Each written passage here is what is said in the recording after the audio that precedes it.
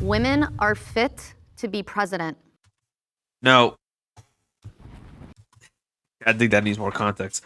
All right. First of all, it's been established that women are much more emotional than men. Okay, that's no secret. Okay, women are more emotional than men. Okay, and because of that, most of her decisions will be made because of how she feels, and women they can never outfight their own biology. Okay, and women cannot be they have the capability to be as logical as a man, but a man has a much more easier time to be more logical and sound and reason, while women are more likely to go off her emotions, how she feels on the day.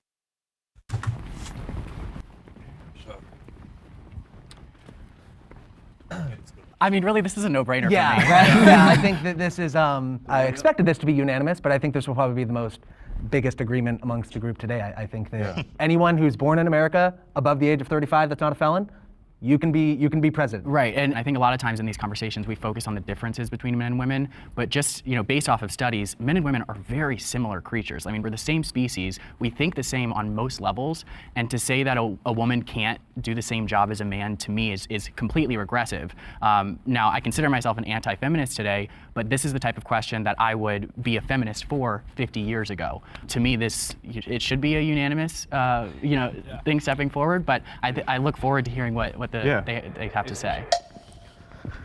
I think eligibility and optimal option is the difference. I think a woman can be eligible to be president. I think is it the optimal situation? No. I would kind of disagree with you where you say men and women are generally the same. I think we're completely different in the way that we process information, the way that we make choices, the way that we build society. Men are very hierarchical in nature, so it's very merit-oriented. I think women are a little bit more communitarianism or communism. That's the word I'm looking for. Communism. Communistic. You mean community-based? Community-based, right? Thank you. Where everybody gets one. So you get one. It's not really based on output, which I think is good in some cases, but I think in a general scheme of building a structure of government, I would say having it more merit-based, very capitalistic, where you go out, you work for your living, you provide for your family. I think that's the way that men typically build society. So He's right, absolutely right. Because let's give it a simple example. Let's say a group of girls and a group of guys, a group of little girls and a group of little boys, they both are playing King of the Hill. The boys, how they play King of the Hill is they all fight for the top. Okay, they're all shoving, pulling on each other's shirt, pulling each other down just to get on the top, while other boys are going up and pushing and shoving each other just so they can get on top of the hill. The little girls, they will all take turns to get on top of that hill. They'll be like, okay, my turn. Okay, a few minutes. Okay, now can I get to go? Later. Okay, then. No, it's her turn. She was waiting. Okay, so she gets a turn, then she gets a turn, and she gets a turn. Okay, and he mentioned something too.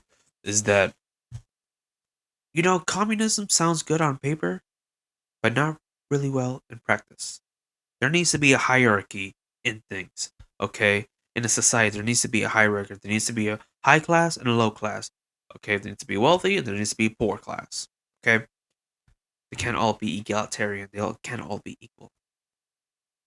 a woman whose worldview aligns with yours, you don't think that she would be fit to be president, even if every single view she has aligns Right, with like I said, she could be fit, but is it the optimal situation? But why would she? So is the only reason she's not optimal because she's a woman? I would say it's not optimal because God called men to be the leaders of society. So again, you keep going back to. He made an amazing point. Women are not designed to be leaders. Men are designed to be leaders in a society, in a relationship, in a home. Men are meant to lead. Women are meant to follow.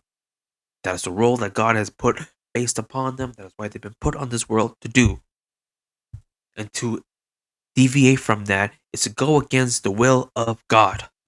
And we keep trying to center Christianity as like the know-all, end-all. What about all the religions that had female goddesses and matriarchal systems? We also don't have to sidestep Christianity as if there were not any female leaders in the Bible either. Absolutely. I'm gonna go for my reason why. I think it was in London, and it's before their current prime minister. I'm forgetting her name, but she was their mayor for about 2 months. And I remember this. Right? If it's the one that I'm thinking of, Prime Minister Liz Truss of Liz Truss of Britain announced her resignation on Thursday, bringing a swift end to a 6-week stint in office. Let's see who she is. Why she resigned? Yeah, she exited after a 45-day stint. London. She resigned Thursday following a failed tax-cutting budget that rocked financial markets and which led to a revolt within her own Conservative Party. She was in office for 44 days, making her the shortest serving prime minister in British history. Ooh, doesn't look good for you, feminists. She ran away. She pretty much resigned, was done with it. And I do personally think that women are more emotional beings. We are not similar. And that's actually not factually true. There are big differences. That is factually true, man. Come on, haven't you listened to enough women long enough to know that they operate purely on their emotions and very little on sounding reasoning? You ask a man his opinion on something, he'll say like, I think, or I believe. Well, you ask a woman, and she's gonna be like, I feel like, I feel like, I feel like. Between us, and those differences are very vast on the spectrum, Yes, but we are a lot more similar in the way we process information. I was just trying to finish what I was saying. I was pretty much like trying to go to the point of feminism has created, especially Western women, to be more emotional, more erratical on like their decision making, and more like just more emotionally charged. And that's where I brought up the London thing, where I feel like that's a good example of that happening, where the pressure got to him. Resigning is coward to me, like being a coward. Has a male president ever resigned? I'm not sure, but that's what I'm Richard, saying. so yeah, if I can But interject. Richard Nixon, it was because he was getting like put into crime. Like that was a Yeah, so you it's can't like use double. Yeah, worse. so It's- that's so not better, that's doesn't worse. matter. So if I can interject. So you're kind of using this one anecdotal evidence of like, oh, this one woman got in office. Are you aware of all of history? Because like literally, men led pretty much every Everything nation. I'd else. say about 99% of Everything nations, else, yeah. forever. So like, yeah, all the good things that have happened from nations, sure, you can attribute that to the men. Every bad thing is also attributed to men. I'm not using this as an argument to say men are bad and shouldn't be leaders. What I'm saying is you can point to any person that did a bad job, and then you can latch onto their gender and say that's a reason why that gender shouldn't do something. It's That's not a the good point. example. That's the It doesn't point. make any sense. But I do want You know, that is a good point. However, it does add to one of the reasons why that person did a bad job. Okay? Because that is a role that she is not designed to do. Because anytime a woman has a position of power, especially in the confinements of a relationship, she always turns into a bad person. to go back to you saying a woman as a leader and how some of those things might not be fit to be president. Right. I think that when we talk about a lot of the problems men are facing, a woman being president could actually help some of those, especially in facilitating a society where talking about your feelings is more accepted. I do believe in a 100% merit-based society, which is why I believe that anybody, man or woman, gay or straight, black or white, can be president if they have the merit to be so. But I think that to say that just because a woman makes some decisions differently would somehow have a negative impact on society is all just based off of assumption, when it could actually have a very positive one. The gender pay gap is real. It is not real. Gender pay gap does not exist because it does not go into account the hours worked, the events that happen in a person's life. Because if a man is expecting a child, his hours go up, while a woman, if she is expecting a child, her hours go down to stay at home with the children. The man works more hours so he can provide more money for the family. Okay? It is not real because women, they choose to work less while men choose to work more, and men are willing to work more of the dangerous, harder working jobs than women are. Women prefer more cushiony jobs, and all the top jobs that pay the most are dominated by men, while all the lowest paying jobs are dominated by women. Because simply put, men are willing to do the hard work, women are not. Men are more hard workers than women. Women are more lazier. And of course, all these. I agree that the pay gap is real, but I don't agree with the studies that a lot of people use to say that it's solely based because of being a woman, rather than taking into account career preference, time taken off, the actual way you do your job. There's a lot of other variables that go into these studies, and a lot of times I see the feminist movement say, oh, if you're a woman, you're gonna make less than a man, and it's just a lot more complex than that. So I agree that it's a nuanced conversation, so there's like two things that I want to put on it. My dad, right, do you think my dad raised my brother and I and my sister the same? Obviously not, no, I would hope not. Well, yeah, but like in the sense You're a that man my and your sister's dad a woman. pushed me into different things than he pushed my sister towards. I think women are raised in a way where they're not encouraged to pursue their interests. And now we're starting to get to a generation where I think that might happen, but it's gonna take some time. But then the second one is gonna be that you get what you negotiate. And this is, I can only give personal experience again. My dad has worked in HR of a company. They offer men more at the start than they do women because men are more likely to negotiate anyways. Women are more likely to take the first thing that is offered. That's true, yeah. So, and that is the thing where they take advantage of the fact that they know women feel uncomfortable in a male-dominated space. So you're going to get a job interview. You're getting interviewed by a man. Everyone you saw when you walked in, for the most part, was a man. And then they offer you a salary. You're going to be a little bit less likely to push back. But that's and not that's on my the, personal experience. But that's not on the company in that example. That's on the women, unfortunately, right? They have to be their own best advocate. They have to stand up for themselves. They have to negotiate better. You look at Or this even just issue. pay 'em more. When you look at, But Right, based like- on what, but when you look at this Equality? issue of the gender wage gap, also too, it's the narrative that surrounds it is absolutely factually untrue. You're looking at the average income or salaries of men and the average incomes of women, and obviously there's gonna be a difference. Men and women choose to do different things. Like you said, men tend to dominate higher paying industries, higher paying careers. Women tend to go do other things. I also think that there's a level of preservation that is omitted in these types of conversations. You guys say it's nature, right? I have 2 daughters. If I push my daughters into a male-dominated space, bricklaying or something like that, who are my kids gonna have to work around? Are they gonna have to endure locker room talk? Those are things that are real things that I'm gonna have to entertain in my thought process when I decide where I'm gonna push my child. So that's why I'm saying it's not just nature. There are societal, I agree. there are societal things in place that put women at a deficit when it comes to making money. If a woman feels intimidated, that's on her. Like, that is on her. She needs to fight it. And I don't believe the wage gap exists because you're given the same opportunity to earn the money. The fact that you don't fight for your salary or don't fight for the wage because you feel uncomfortable, it's on you. At the end of the day, it's on you. If you go in and you're applying for a job and you feel intimidated and then they say, oh, we're gonna pay you minimum wage, and you agree to it when you know you should be earning like $20 or $30 or whatever, it's on you. You can't cry about it and say, oh, this is because men dominate. Wait, Well, so- I'm sorry, can I Go ahead, interject? yeah, go ahead. Okay, so it's on the woman that she feels intimidated, right? That's kind of the Yes. paramount. So then, is that the same when it comes to like once you're actually hired and once you are the energy or the environment that you work in as well? Yeah, So 100%. so the company has no responsibility to make a safe work environment or anything like that? I never said that. I'm asking you a question. he I did said just feeling ask that. intimidated is not the same as being intimidated or being constantly pushed to be like intimidate. You know what I mean? Like if I were to you and go, yo, I'm gonna hit you, or yo, No, you know what I mean? wouldn't Or, say like, that. The idea that women are tasked with their own social context and creating the environments for themselves that they want to operate within, even though they are continually stripped of power, is infuriating and is disrespectful. It echoed the sentiment of black people keeping themselves down because of the acknowledgement of racism.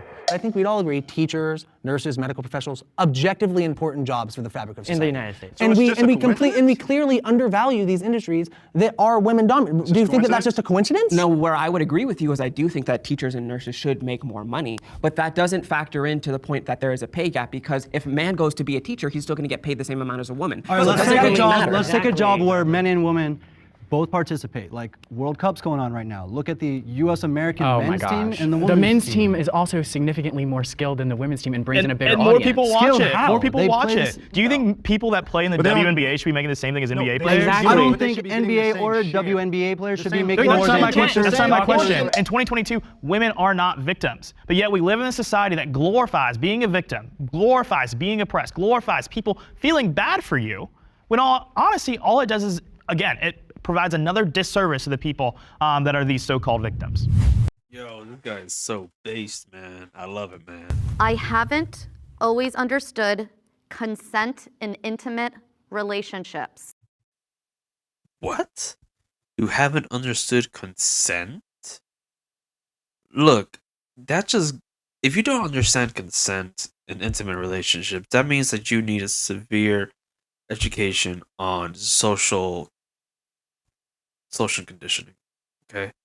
You really do need to pick up on social cues, okay? Because if a woman does want to kiss you, if she does want to have sex with you, you'll know. Ooh, you'll know. Trust me, you'll know if she does. Okay? And the fact that you cannot pick up on that, or you're being too persistent on that, and you cannot pick up on the cues, means that you need to re-educate yourself on social cues.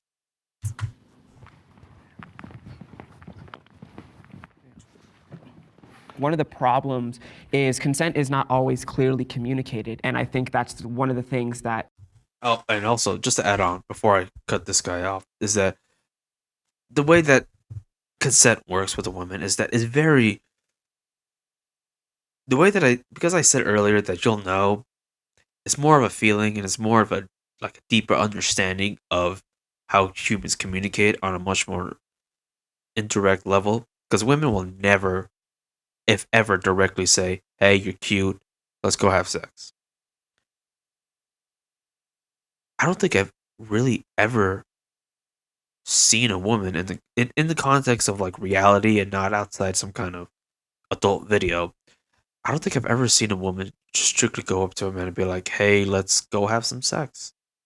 They always do it indirectly. It's always indirect. And because she'll usually give you the eye, or like, she'll get close to you, or start kissing up all on you. That's when you can know, like, yeah, she wants it. Even though she'll never directly say it, women don't communicate directly. Women communicate indirectly. Men are more direct with their intentions. And it has kind of been weaponized against men, and whether the woman wasn't excited about it, or she didn't like the guy, or she was drunk, or all these things that they can use to remove their consent and their responsibility in that. It would ruin the romantic image of that guy if he asked to kiss you, or if he asked to have sex with you at every single point. Yeah. My experience with it has been a little bit different. As a black kid, I was taught that if you engage in a romance with a white woman, it's a possibility that she might falsely accuse you of something. Yeah. So I've always been, I guess you could say hyper-consensual. Right. What that has done for me is it has revealed the bullshittery that is all these like backdoor cuts that men act like women take to accuse them of things. It's super possible to never engage romantically with a woman in a way that she doesn't want. It's not even hard. Right. There's enthusiastic consent. You shouldn't Enthusiastic consent means looking for the presence of a yes rather than the absence of a no. Enthusiastic consent.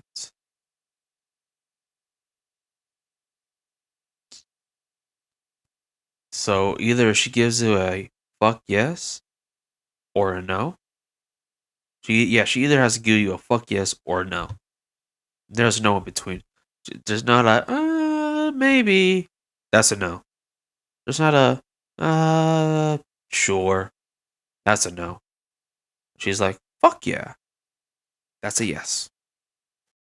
want to feel like you're talking somebody into something, or like they are okay with it. Right. You have sexual encounters with people that want to have the sexual encounters, that are excited about it, and like that's something that like I do think gets lost. Like consent. One more thing, really quick. I know young men that like definitely didn't want to have sex as much as they were, and they were men, but they feel like they had to. They don't, and it's like these things. Like it's informing young people. Like even though you don't want them to have sex at a young age, you have to inform them of it because they'll do it wrong if you don't.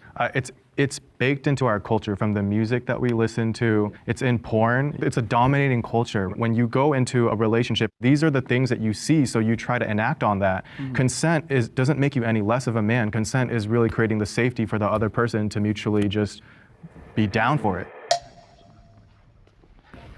Honestly, I didn't really hear anything that I disagreed with over here. It's just the only thing in this conversation that I worry about is lack of accountability. Because a lot of times, you know, women or man, doesn't matter what your sex is, if you're engaging in sexual activity, you can pretty much signal that it's consensual, and it can get confusing. But then if a woman or if a man doesn't verbalize it and then they go back, they confuse consent with regret. And I've seen that a lot in court cases or just throughout our culture. But that's where the coercion thing comes, right? And like the context around, like the context surrounding like if they were to say no, would they have been safe? Would there have been repercussions? But Are you is putting that them in a on the position man where or they, is that on the woman? Because if they agree it depends to on do the it, situation. unless they were raped. Like the Harvey Weinstein thing, like if any of those women say no, their careers are ruined. Right. They're Oh, I haven't seen this guy in a while. And look at this dude. Harvey Weinstein, once one of the most powerful men in Hollywood, whose many sex crimes helped ignite the Me Too movement, was convicted of 3 of 7 charges in his second sex crimes trial. Yeah, I mean, that's an extreme, because he's just a fundamentally undesirable person. You look at him, he's physically unattractive, he's out of shape. Sure, he has money and he has status, but he's just truly and deeply an undesirable person deep down. And women certainly do have the ability to regret their decisions about sleeping with you the next day. Maybe they got drunk, maybe they had too much. And could they really consent if they were drunk at a party and decided to have sex with you? Even so, they decided to go to the cops. Yeah, you're kind of messed up there, buddy. You can't really do much except get a lawyer.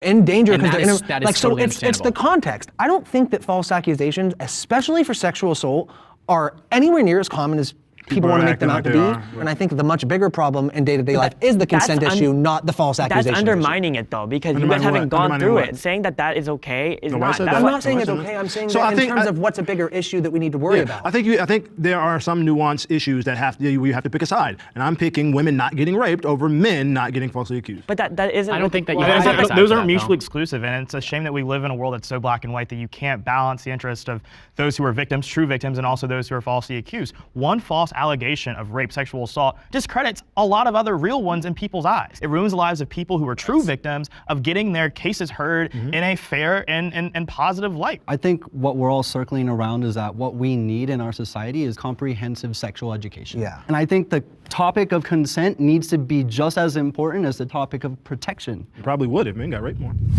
Male feminists Wait, are Of what? protection. You probably would if men got raped more.